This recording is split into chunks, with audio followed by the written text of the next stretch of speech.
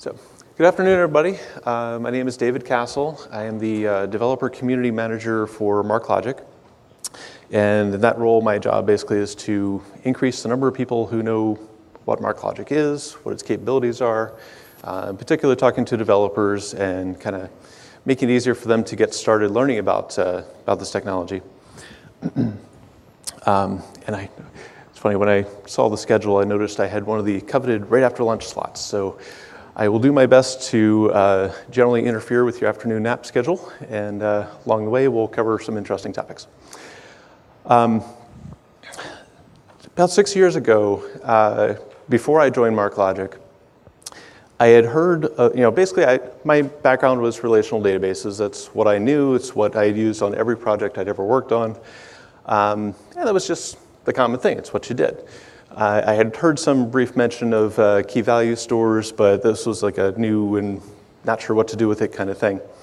So I came to MarkLogic, learned about document stores and some of the neat things you can do with those, and cool. It took me a little time to get my head around it, but once I did, I was really convinced that this is a good idea, very helpful and very productive. And then more recently, about 1.5 years ago, MarkLogic introduced a triple store as part of the same database. And so I've been learning about semantic technologies, the ability to take RDF triples and do some interesting queries with those. And it turns out the ability to take both those things and put them into the same database gives some pretty nice capabilities. And so that's what I'm here to share with you today, is kind of talk about that combination of factors. So my overall agenda, I think it's useful to always start off with, why should we care about this? You know, what's in it for you guys? And then we're going to talk about what a document store is in the general NoSQL sense. We'll talk about triple stores, and my title mentions values, so I want to clarify what I mean there. And then we'll get into what it means to combine them. So, why should I care? To talk about that, well, let's see. Saturday Night Live. How many people have watched at least an episode or a few of Saturday Night Live? It's a pretty popular show, right? It's most people in the room, sure. So this season, they got to season 40. It's a pretty big milestone for them, and they wanted to celebrate. So they did a big episode where they brought back previous stars. Their basic model for the show, they bring in a star and a musical guest, and they put the star in some skits. The musical guest plays around commercial time, and they've got their set of regular characters, the regular actors, who are participating in the skits as well. So with the show, with the 40th season, they decided it wasn't enough just to have a big episode. They wanted to do a multi-channel approach, so they built an application. And they used MarkLogic as the database for the application itself. And the reason for that, they chose it based on some of the flexibility of both the data model and the kind of queries that you can generate working with this information. So taking a look at that, mostly this, I'm going to focus here on the semantics part of it, but the way the app works is you can download this app on your iPhone or your Android phone, and you get to browse through every video segment, every skit they've done in the past 40 years. Download it, watch it right on your phone. And they didn't just want to simply make it so you could watch videos. They wanted you to be able to explore. And they wanted to kind of get a sense of what you're interested in so they could recommend new content. So we've got all these relationships that are built in. So we've got documents that describe a particular segment. We've got the binary video content itself. And then all these relationships, like the fact that this actor played this character, and this character appeared in these episodes, and these episodes were during this season, and so on.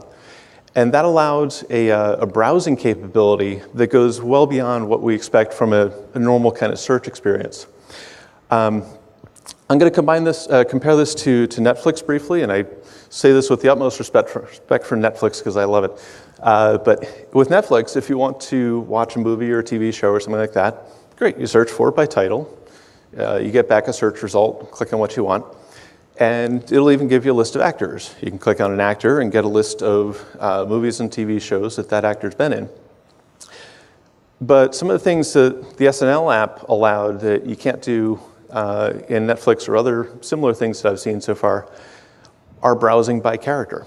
So you want to see the church lady, you search for church lady, and from there you can get a list of other characters and other actors who were in those episodes with the church lady. You can say that, well, that was fun, I like those, and they did those skits over a certain period. Let's see what else they were doing during that time period. So it allowed for a very flexible kind of browsing capability. In addition to that, because of all the triples in there, they were able to build a recommendation engine into the application that starts to learn your preferences. So it records information about you as an individual user.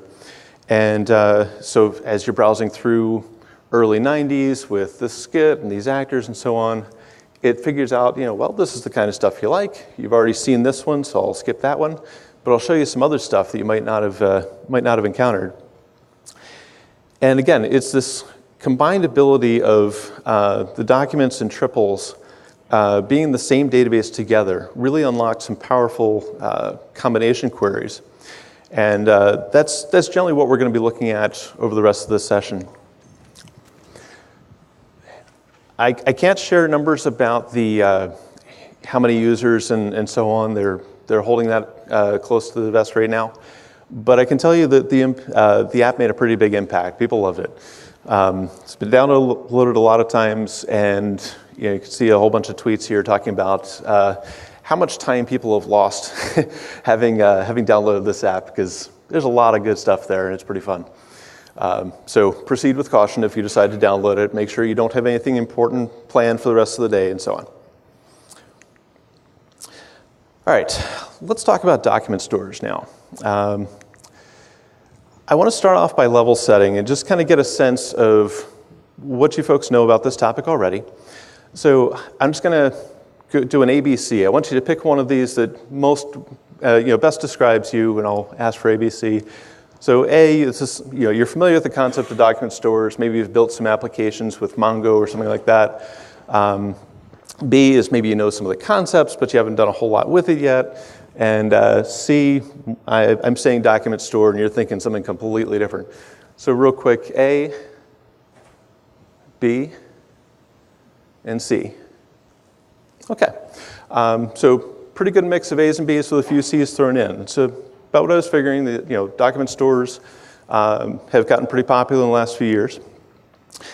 So let's think about why that is. Because after all, the relational model has been with us for a few decades now.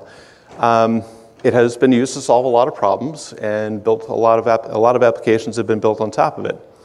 So it's fair to start off with the question: isn't that good enough? Do we need something else? And you might guess that I wouldn't be up here talking today if I thought the answer to this was yes. So I'll cut to the chase on that one. And so to think about some of the challenges with relational databases compared to some of the challenges we're facing as IT professionals today, as developers today, let's go through a little modeling exercise. So we're going to start off with, we've got an application we've been asked to build to track information about employees in our company. And we're starting off with some fairly simple requirements. What are the people's names? Are they full-timers? What kind of car do they drive? Maybe that's for the parking lot. When did they start, and so on. So we've thought through the requirements as best we know them. And all right, now let's come up with some table names. That's pretty straightforward. And then we're going to start thinking about data types. So a couple of these, that's pretty simple. Person's name, we're going to have some strings. Car type, we'll have that as string. And let's think about the full-time employee. Well, maybe we can use a Boolean type if our database supports that, or otherwise a single character, YN, uppercase, lowercase, whatever. We'll figure that out, make a decision, write that down somewhere. For the start date, most databases have some kind of a date type. So we're going to decide, that's the type we're going to use. We'll make sure that we convert things to that correct type, correct format as we ingest or build our data. So far so good, we've got something. And I would not suggest that this is necessarily challenging. I mean, some of these decisions are probably going to be easy. Some of them might be a little harder. But the challenge really is that we have to be thinking about this really early on in the process, right? What we want to do is build an application, but the first thing we have to do is think as far ahead as we can about how to model our data, and we have to get pretty specific about this, right? We have to decide on those data types. We have to decide what fields to include and so on. If we've got an existing data set, we're going to have to figure out how to map it to a schema that's going to work for our new set of requirements. And of course, as soon as we finish this, we all know what's going to happen, right? The requirements change. That's death, taxes, and requirements change. We know that. So, fine. New requirements, let's set up a new schema. So the very first thing we're told is that we asked you to keep track of the type of car people drive. Well, now we need to know the make, model, year, and license plate. All right, fine. We're not going to do that in fields. Let's do a table. We'll set up a nice little join, and we're all set there. So we've got the car ID here pointing off to some other table that's got the rest of the information. It's pretty standard stuff for relational databases. And then we also need to keep track of some information about where employees live. So, great, we'll throw in some fields for the address and city and so on. Now, of course, once we've made these changes to our schema, we need to deploy them. So maybe what we can do, we can update the schema on our production system eventually, roll out those changes. Of course, if we do that by itself, then our application will break because it's expecting strings, and now we've got an ID. That's no good. So, we can't just roll out the application first because it's expecting strings, and now we've got an ID, or vice versa. So we really kind of need to push them out together. So maybe what we can do is we'll add the car ID field, roll out the application, and then we can take away the car type. And that way, we're in good shape. A little more complicated, but we'll get there. The alternative is probably having to take down the system for a while, push out the updates separately, and deal with it that way. Now, of course, as soon as we've got that taken care of, something's going to change again, right? So our boss comes back to us and says, great job on the database, loving the application. By the way, we just bought a company in England. And in England, they don't have zip codes, they've got postal codes that look different, so I hope you didn't use numbers for that field, because we're going to need alphanumerics there. And they don't use states. Basically, the representation is simply different. So we're going to have to figure out how to represent that as well. So the upshot of this is that as we're making these changes, we've got some complexity, right? Even though we've done a lot of work up front to try to understand where the application's going and anticipate things and build in the right types, we're not going to get it right the first time. That's just something to be expecting. And these changes get tricky, right? Changing a schema in a database and handling the changes at the same time in the application, we're going to run into some challenges here and there.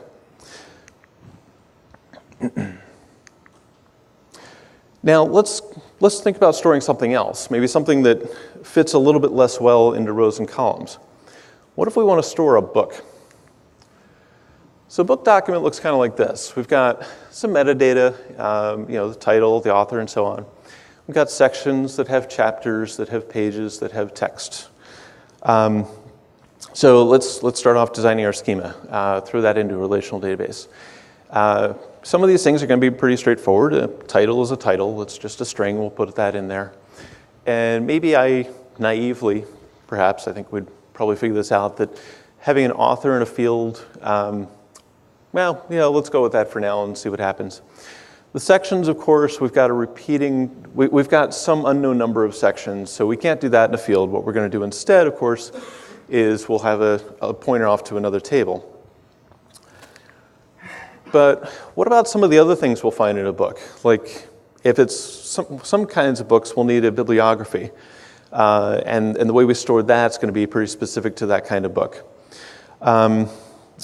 Is a forward different from a chapter, or is that kind of the same thing? Can I represent that the same way? What about an index? If I need an index in the back of the book, I'm going to need a way to represent that.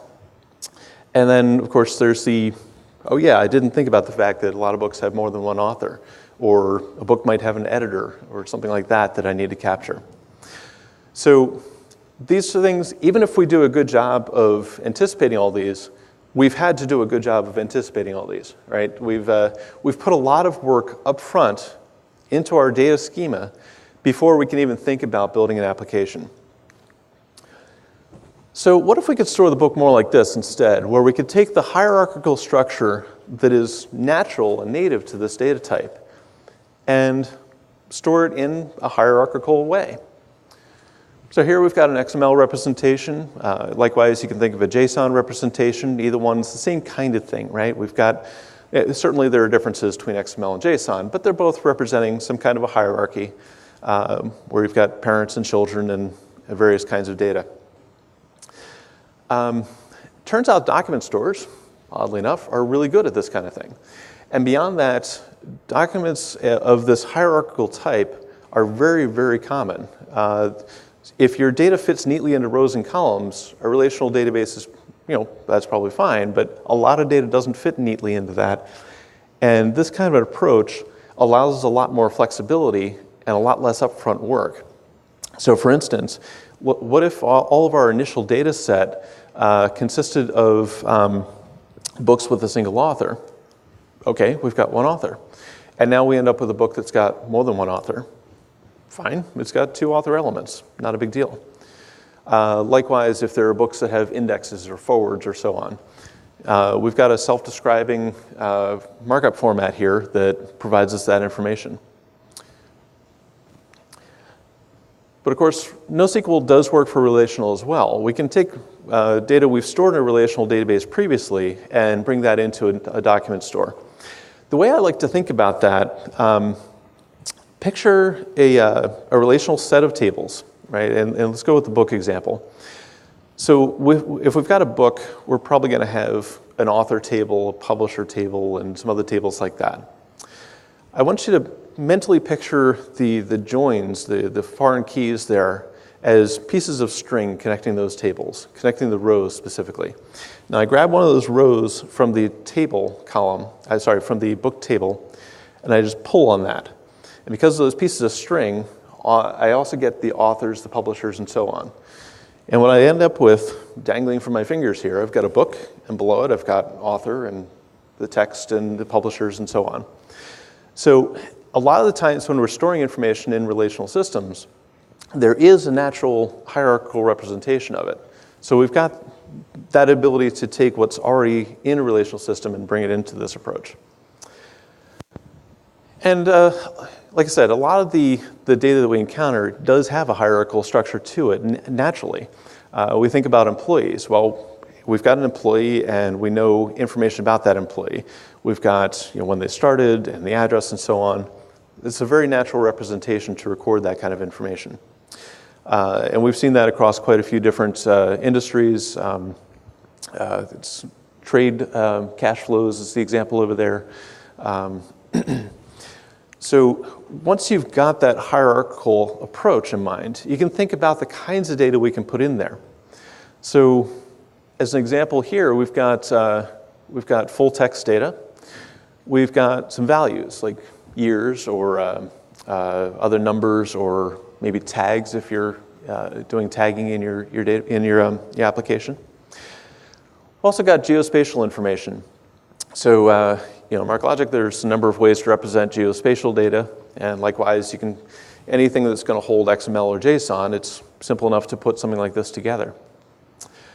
And sneak preview for later in the talk, we can put triples in there as well. You can represent triples using an XML or JSON just as a way of getting the subject, predicate, object. One of the things that comes up a lot when you're working with a document model is denormalizing, right? So when we talk about relational systems, we talk about first order normal form, second order normal form, and so on.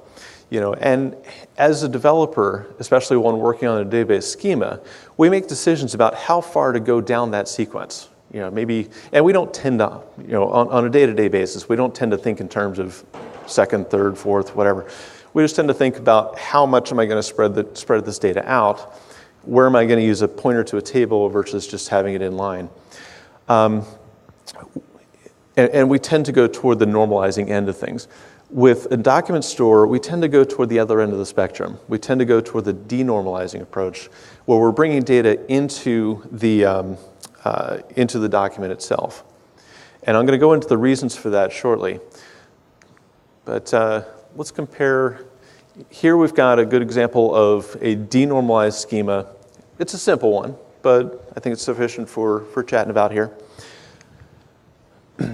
Now, by comparison, so when we look at this one, we've split out the chapters as paragraphs. Book author here is a join table because we've got a many-to-many relationship. When we're going with the document store, what we're going to think about is, what is the unit of search? When I'm looking for something, what do I actually want to bring back? Right? So maybe for this application, my key piece of information is the book. And then occasionally I'm going to want to look up some publisher information.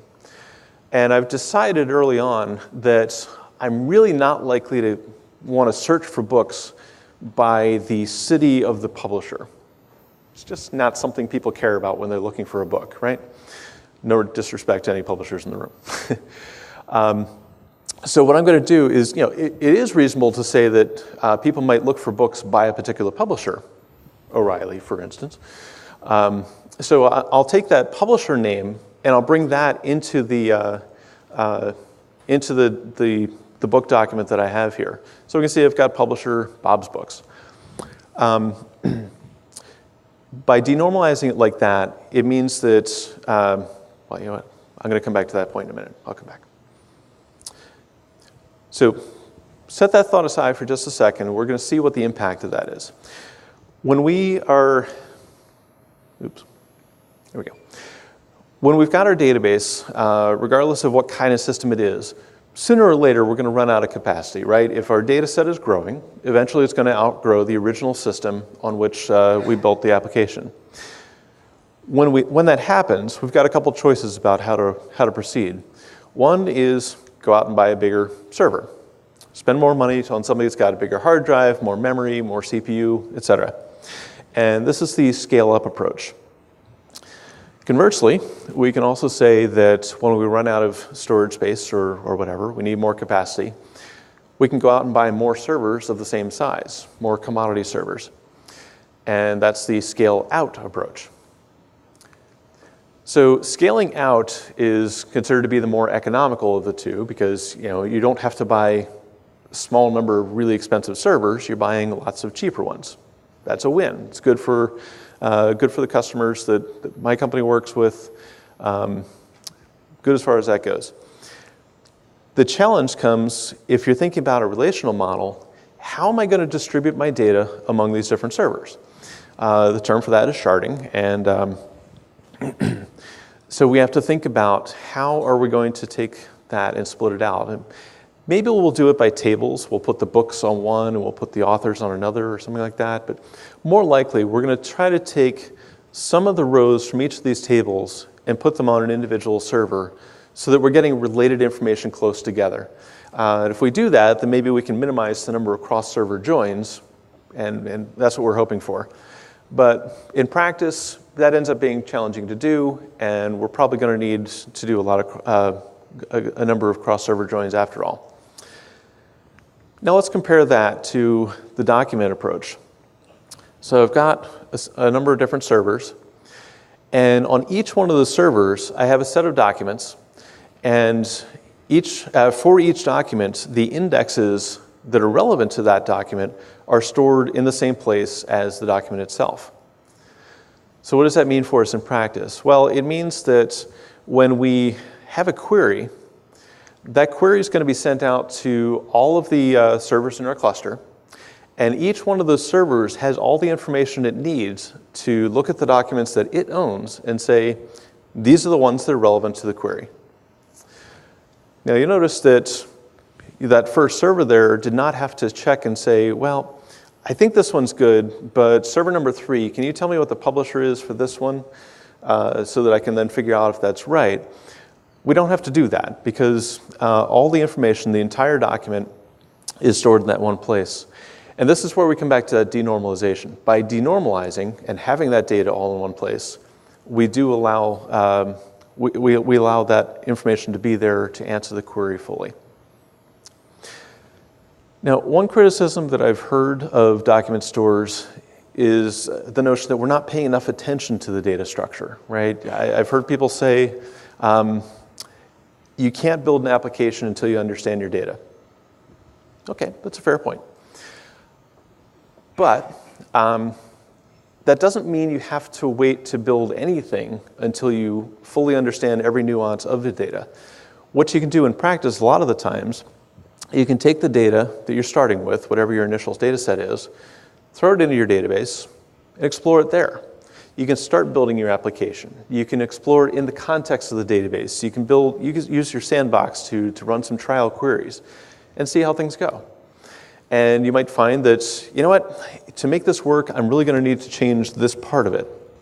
Well, that's fine. Go ahead and change it. You can change that and do this as an iterative process, right? And that change is actually really simple to do because a document store is not insisting that a schema is present, right? I should clarify that a little bit, that some document stores are schema-free. Some are schema agnostic. And I'll explain that term real quick. At MarkLogic, we talk about schema agnostic with the idea being if you have a schema that you want to adhere to, we can do that. You can take your XSD file, load that in, and anything that gets inserted has to match up with that schema. So it gives you that choice to impose some structure when you're ready to do that. But you're not required to do that. And so by skipping that, you can kind of throw some data in there and play with it and see what you want to end up with. So document stores give us a number of different advantages. The first is that we don't have to do that upfront design work that relational databases require us to do.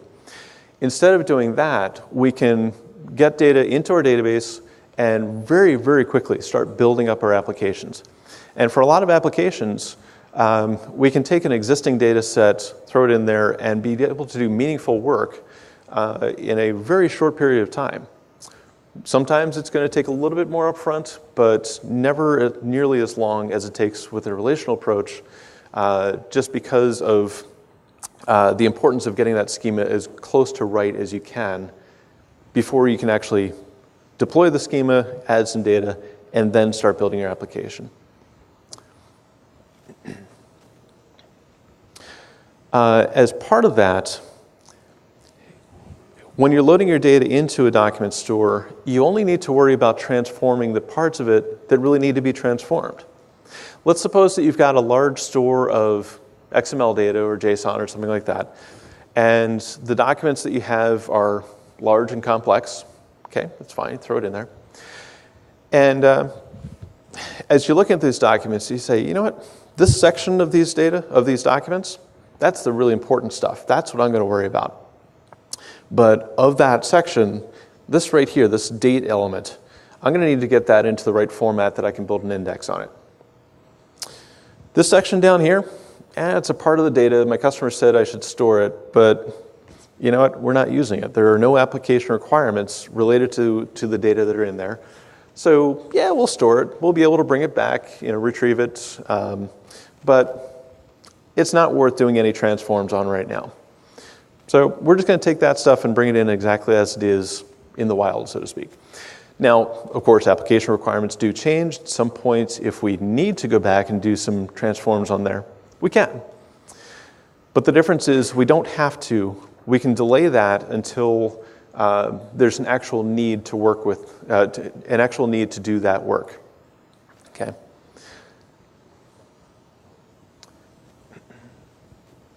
I should mention that XML, JSON, text, and binary documents can all be thrown into a database together without having to build up the schema ahead of time.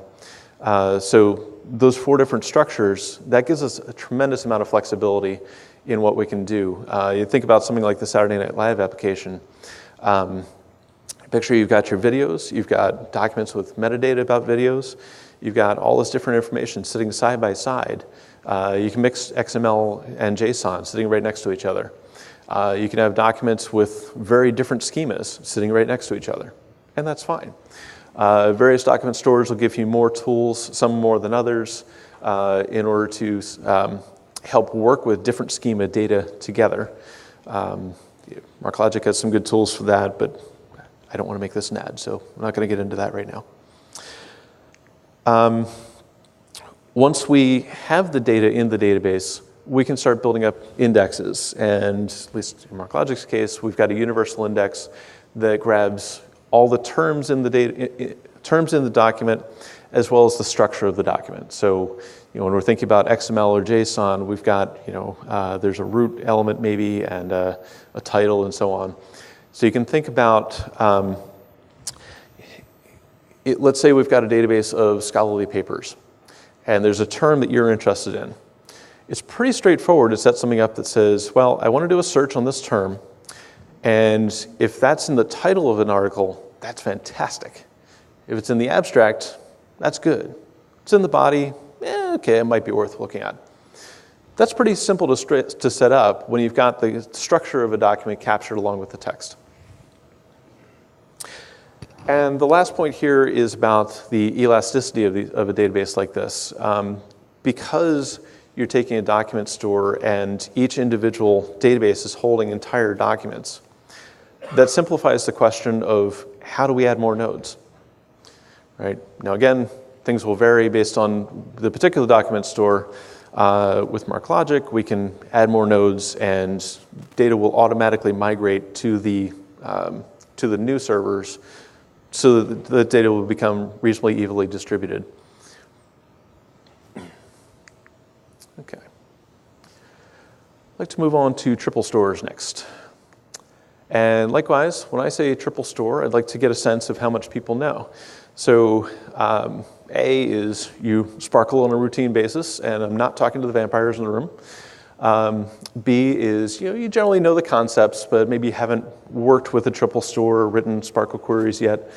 And if I say triple and you think baseball, then you're a C. So A's, B's, and C's. Okay, that's, again, it's kind of what I expected. We've got a lot of C's with just a couple A's to make sure I'm not lying to you about anything. Just a couple A's. With a reasonable number of B's scattered in the middle too. So let's think about semantics. What are semantics? Well, it's a new way to store data, a new way to represent data. And the fundamental piece here is the triple. It's a subject, predicate, object. And that simple statement there lets us store a wide variety of facts. And just to play with that a little bit, I think it'd be nice to we're going to look at a couple of pictures, and I'm going to pull out a couple of facts that I think help represent things in there. So this is a picture of my workshop at home. I'm a woodworker by hobby. And so some facts we can pull out of here. We can say that a lathe is powered by electricity. We can look at the earmuffs up there, the earphones. We can say earphones protect from sound, right? So subject, predicate, object, anything we can come up with. It'd be nice if the colors worked, but oh well.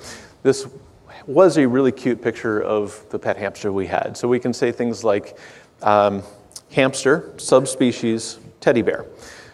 So teddy bear is a subspecies of a hamster. And I thought about using a picture. I've got a beautiful picture of a spider that I took that was like on a table on my deck. Blow it up that way. The colors in that spider were really amazing, but I thought that might be a little unwelcome. So I went with the hamster. And last example here. This is a picture of the top of my water heater at home. And so a triple we can pull out of here, we could say water heater is powered by electricity, subject, predicate, object. One I haven't figured out a concise representation for is Dave is not as good as he thinks he is at electrical work. But the good news is my house did not actually burn down. Learned some good lessons that day. Okay, subject, predicate, object. Simple as that, right? I should note that the predicate, I find it useful to think of that as a verb, right? And this goes back to basic English grammar, right? We've got a subject who does something to an object. The way in practice, the predicates that are used in practice do not always contain a verb, but if we're reading a triple out loud, we'll usually throw a verb in there just to make it sound more natural. All right, so we're talking about RDF triples, really, and so RDF is the resource data format, resource being the thing that we're talking about as a subject, typically. So I was reading a book lately, and it said, the author didn't like the use of the word resource, but he thought, well, if we use entity or thing or something like that, that's got its own problems. And so resource is the word that's generally accepted. So here we are, well, we've got a couple of triples listed there. Now, even before I go on to my, let's skip that. Sparkle is the query language that we can use with triples. So this is a W3C standard, and Sparkle, I just read the other day what it stands for, and it's one of those recursive definitions. So the S in Sparkle stands for Sparkle, because that's helpful. The RQL is the relational query, resource query language. So we can do simple queries, right? We can ask, where does John Smith live?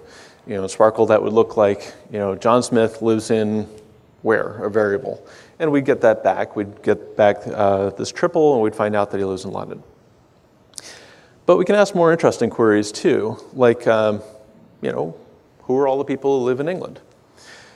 Now, if we take a look at the triples that we have right now, we don't have anything that says John Smith lives in London.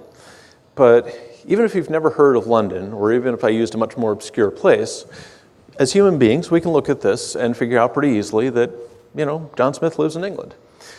That's inference, right? We're able to infer from these first two facts the third fact, which is that John Smith lives in England. Sparkle gives a type of query, or a type of format called inference, whereby we can define rules that let us do these kind of leaps. Okay. So I mentioned earlier, I described triples as facts, right? Each triple gives us some fact about the world or something. And there are a couple different levels of facts. Another funny thing about this, so when I was learning about this for the first time, the person who was teaching the course, he started to introduce triples, and one of the questions that came up is, where do triples come from? And he paused, and he said, well, when a double and a double love each other very much. He didn't finish. Anyway, so facts can come from a number of different places. We can have facts about documents themselves, so very specific to an individual document. We can have facts that are more domain-oriented, so these are more across an industry, or at least throughout a particular company, perhaps. And there are facts from the world at large. There's some really pretty circles there. Trust me, they're real. So let's start with the facts from the world at large. This diagram that we see with all the bubbles is it's an image that we got from the linked data website. And each one of these bubbles represents a collection of triples that's available for free on the web that you can download and use however you like. The links between these bubbles are pointers from one of these data sets to another. A couple examples of those, DBpedia is a really cool one, actually. Picture Wikipedia, and now try using Wikipedia, all the information that's contained there, within your application. So you want to know where Einstein was born. Well, that information's in Wikipedia, but it's not very easy to use when it's in a text format. So DBpedia is a triples representation of the data in Wikipedia. It's updated routinely, and you can download, again, large set of stuff, grab that, throw it into your application, and bang. Now it's really simple to find out that Einstein was born in Germany. The geonames example here, so my home state is Delaware, actually. So we can query this geoname set and find triples that tell us not only that Dover is the capital of Delaware, and for anybody who's from the West Coast, yeah, Delaware's a state. It's a small one, so I've met people who didn't know that. But we can also get some triples that will tell us the latitude and longitude of that particular city. And again, this is information that if you have it in a format that's consumable for humans, it doesn't necessarily make it easy for a computer to work with, but putting it in this form makes it very accessible. And one of the great things about it is that it's not specific to any particular database, right? It's not, you're not going to have to query one particular source to get this data. This is a standardized format with the predicates being based typically on agreed upon definitions. So you can pull it out of any one of those bubbles over there, throw that into your application, and at some point later on, if you decide you wanted to use a different triple store, well, guess what? The representation is going to be the same. I should mention that RDF, it's a data format, and there are a couple different representations of that data format. Data model, really.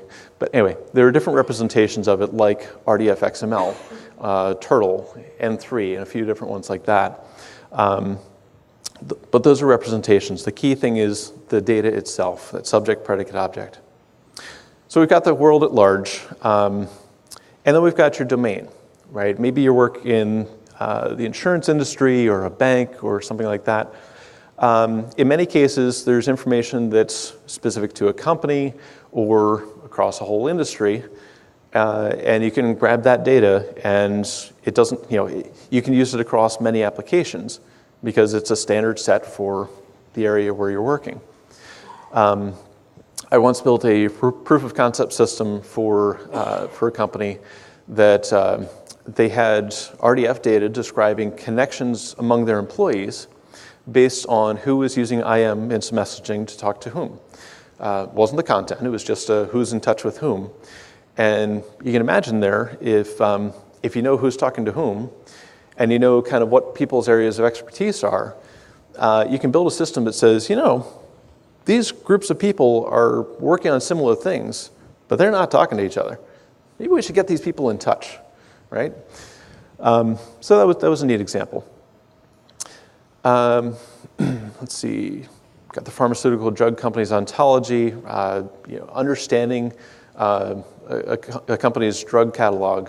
It's obviously very important within a particular company, and this is probably going to be different from one pharmaceutical company to another for the simple reason that they're obviously building different drugs. But at the same time, two different pharmaceutical companies with their own drug ontologies may use the same ontology to describe diseases, right? And so they can bring in that set of disease RDF triples, combine that with their information about their own drugs, and have a pretty good resource describing how these things relate to each other. Finally, we've got facts that are specific to documents. So we've got some examples there about particular kinds of metadata. And this is actually one of the places where we've got room to do some interesting things like put in an entity extraction system. So if you take a company that does that and you take the text from somewhere, feed that off to one of these services, get back a bunch of triples that says, this person was mentioned in this document, and this company was mentioned there, and here's a relationship among the person and the company. You start getting some really interesting, very specific information.